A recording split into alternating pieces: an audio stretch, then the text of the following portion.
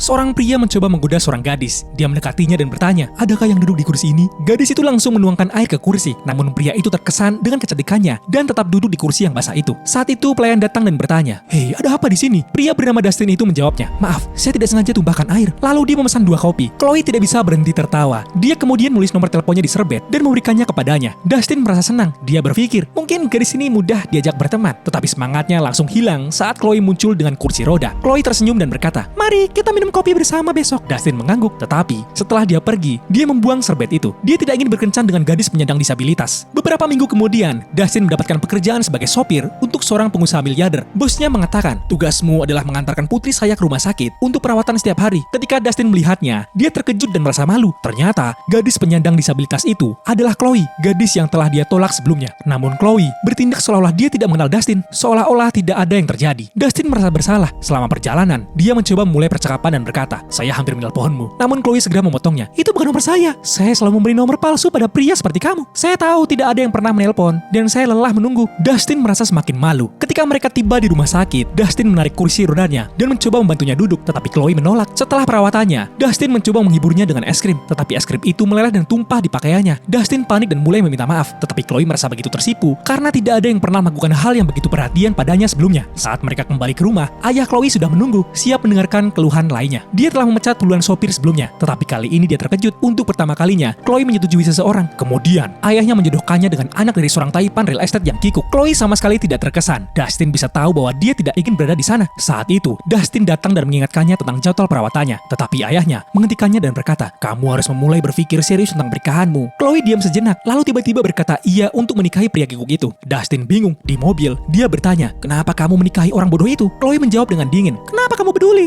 Itu pilihan saya. Saya bisa melakukan apapun yang saya inginkan. Sebenarnya, dia tidak ingin menikah dengannya. Beberapa hari kemudian, setelah pengumuman pernikahan Chloe, mereka berada di sebuah restoran. Dia meminta pria itu untuk membelikan es krim. Ketika pria itu pergi, Dustin muncul. Chloe tersenyum cerah ketika melihatnya. Dia menumpahkan air ke kursi lagi dan berkata, ini basah. Dustin tersenyum dan duduk di kursi itu. Persis seperti pertama kali mereka bertemu. Mereka berdua mulai bertindak seolah-olah kembali ke momen pertama mereka bertemu. Dustin kemudian bertanya, mau pergi minum kopi? Chloe tersenyum dan setuju. Saat itu pria yang lain kembali dan bertanya, kemana kalian pergi? Chloe menjawab, saya pergi ke tempat di mana saya merasa bahagia. Ayahnya tersenyum dan berkata, kalau begitu, pernikahan ini batal. Dustin membawa Chloe bersamanya. Akhir yang bahagia, yeay.